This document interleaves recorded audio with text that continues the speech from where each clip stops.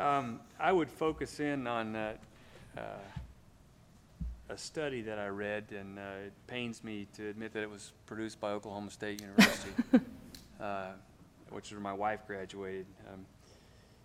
It's been a long time since I read it, so I'll paraphrase the results a little bit. But it talked about the impacts of eastern red cedar encroachment into that area that we call the Gyp Hills or the Red Hills. So it's basically Barber, Comanche, Clark County, Kansas, and extending down into Oklahoma, and some people even extended a little bit into the Texas Panhandle. And this study cited the fact that eastern red cedar encroachment was costing that part of the world, that, I don't know what that is, 2, 3, 4 million acres maybe, somewhere between $500 million and $1 billion a year out of their economy. And that's money that comes out of the pocket of every cow-calf producer down there, every feedlot operator down there, every grocery store and bank owner down there, every school system. That, whether it's $1 billion or $500 million, that's a lot of money for an area that's characterized by very small communities. And as I read that and I thought about the fact that eastern red cedar encroachment rises from a change in culture down there, and it's not just the ranching culture. It's also the fact that that people from Wichita and Kansas City and Oklahoma City are buying that land down there a quarter section at a time. They buy it because it's pretty country. They buy it because they like to hunt deer and turkey, and they think that cedar trees are good for deer and turkey, when in fact they're not, but that's another lecture. So there's that cultural change going on down there. But also, as our precipitation patterns have changed, the cedar tree encroachment threat seemed a little less proximal. And so one generation of ranchers may not have learned to burn from their parents, and they may not have the equipment to do that burn, and they may not have grazing systems that support the fuel it takes to kill cedar trees. So over time, the culture of the area in many places, not everywhere, but in many places, has drifted away from fire. And if you don't have fire, you have cedar trees in that country. And if you have cedar trees, you lose $500 million to $1 billion a year out of your collective community down there.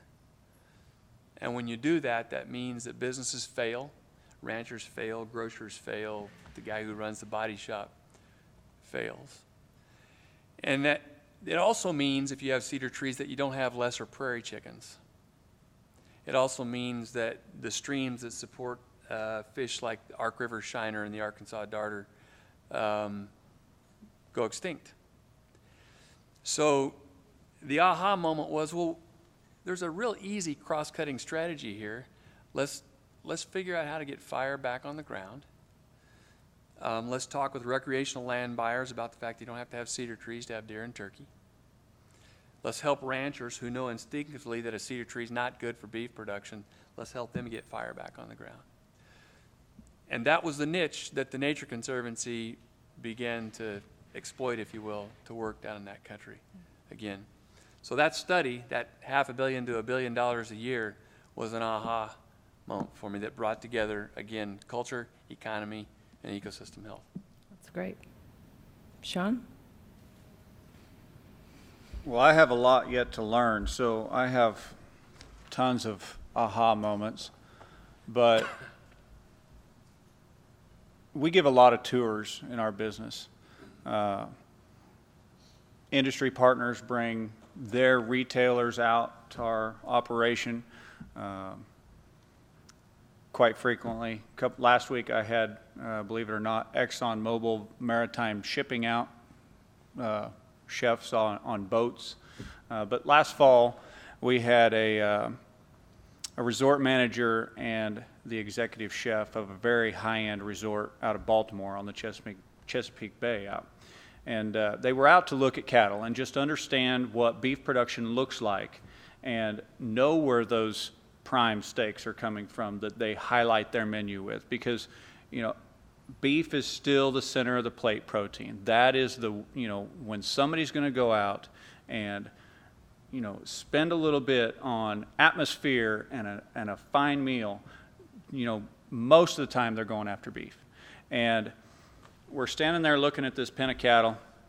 And I said, well, why don't you guys turn around? We'll look at what's on the other side of the fence. And I had a cocktail blend of oats and rye and barley and different brassicas, radishes, turnips, kale growing out there. And this executive chef, I mean, he hops the fence.